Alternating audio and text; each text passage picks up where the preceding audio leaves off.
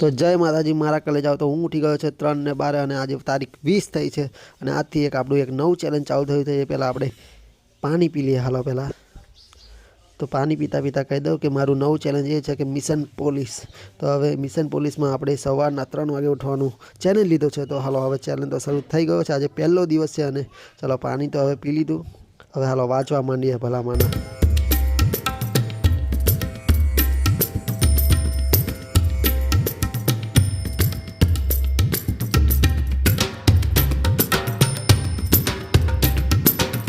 તો હું નાહી ધોઈને તૈયાર થઈ ગયો છું. તો હાલો વાંચવા માંડીએ.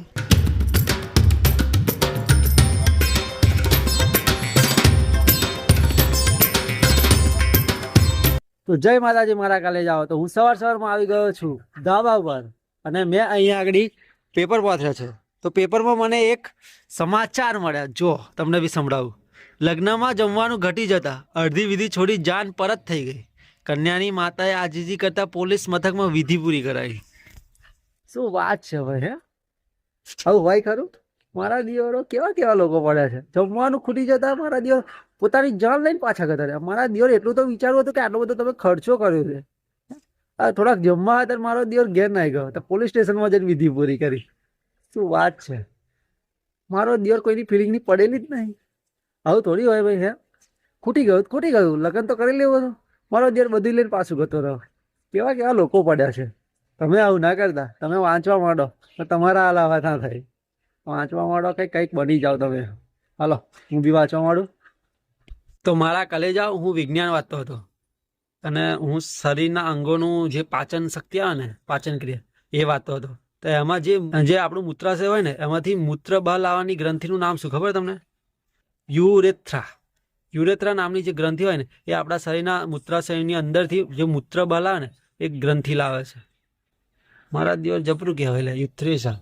હાલા નળીનું નામ બી હોય. તો આ વોચિંગ તારે મને ખબર પડી. બોલો. તો આપણને તો આવું કંઈ ખબર જ ના હોય. જે મૂત્ર બહાર કાઢે ને એ નળીનું બી નામ યુરેથ્રા. વાહ ભાઈ વાહ, ગજબ હે ભાઈ. વિજ્ઞાન અને ટેકનોલોજી વાહ કિસ લેવલ पे चली गई है.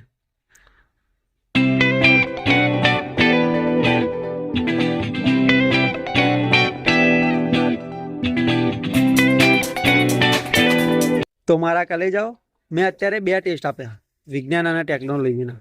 જેમાં એક વિષયમાં વાંચ્યું હતું એમાં 23 માર્ક્સ આવ્યા અને જે વાંચ્યા વગર ટેસ્ટ આપ્યો ને એમાં મારા દિવસ 6 જ માર્ક્સ આવ્યા. એટલે સમજ પડી કે વાંચ્યા વગર તમે ગમે તેટલું કરો ને તો તમારા માર્ક્સ ના આવે. તમે જો વાંચ્યું હોય ને તો જ તમને ખબર હોય ડિટેલ અને તો જ તમારા માર્ક્સ આવે. એટલે વાંચવું કેટલું જરૂરી છે એ મને અત્યારે ખબર પડી. પહેલેથી તો ખબર હતી જ કે વાંચવું જરૂરી છે, પણ અમુક વિષયમાં કેવું કે આપણે છોડ દઈએ કે વાંચીએ નહીં તો ચાલે, રિવિઝન ના કરીએ તો ચાલે. તો એવું કશામાં નહીં ચાલે. પરફેક્ટ મહેનત કરવી જ પડશે. પરફેક્ટ મહેનત નહીં હોય તો માર્ક્સ નહીં આવે. જેમાં મેં વાંચ્યું હતું ને અને તરત જ મેં એનો શું કહે ટેસ્ટ આપ્યો. 30માંથી 23 જ આવ્યા અને જેમાં વાંચ્યું નતું એમાં તો ખાલી 6. ગલ્લા આશરે જ મેં મારેલું. એટલે સમજી ગયા તમે બી હવે મહેનત કરતા હોય તો પરફેક્ટ કરો. ખાલી લાલ્યાવાળી કામ ના કરશો. નહીં તો કરશો જ નહીં. કરો તો કમ્પ્લીટ કરો, નહીં તો ના જ કરશો. તો મારા કલેજા હું ક્રમ કસોટીનું ક્વેશ્ચન સોલ્વ કરતો હતો. તો એમાં શું થતું હતું ને એ હું તમને કહું. મારા 40 મેં ક્વેશ્ચન સોલ્વ કર્યા, એમાંથી 29 સાચા પડ્યા ને 11 ખોટા પડવાનું કારણ શું ખબર તમને? એક નાની અમથી ભૂલ, સરવાળો કરવાની ભૂલ કે બાદબાકી કરવાની ભૂલ. એ નાની અમથી ભૂલ અને ઉતાવળના કારણે મેં કીધું ફટાફટ થઈ જાય. પણ એટલી થોડી ઉતાવળના કારણે મારા 11 ખોટા પડ્યા. તો તમે આવી ભૂલ ના કરતા. થોડીક પણ ઉતાવળ ના કરતા, શાંતિથી ગણજો. વાંધો નહીં 1-2 સેકન્ડ થાય તો કોઈ ટેન્શન નહીં લેવાનું, પણ ઉતાવળમાં ના કરતા. મેં જે ભૂલ કરી એ તમે ના કરતા. હવે હું એ ભૂલ ફરી નહીં કરું. જેટલું થશે એટલું ક્રોસ ચેકિંગ કરવાનું ટ્રાય કરીશ. એટલે ફરી ચેક કરવાનો ટ્રાય કરીશ એટલે ખબર પડે. તો તમે બી એવો ટ્રાય કરજો. હાલો ફરી વાંચવા માંડીએ હવે.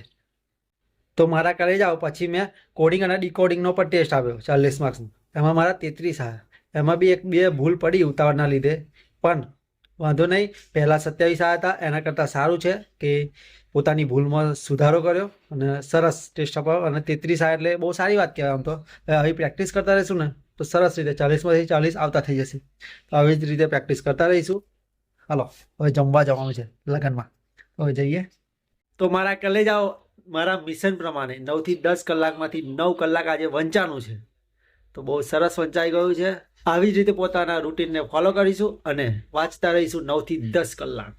તો હાલો હવે મળીએ કાલે. હવે 7 વાગી ગયા છે તો કાલે મળીશું. જય માતાજી.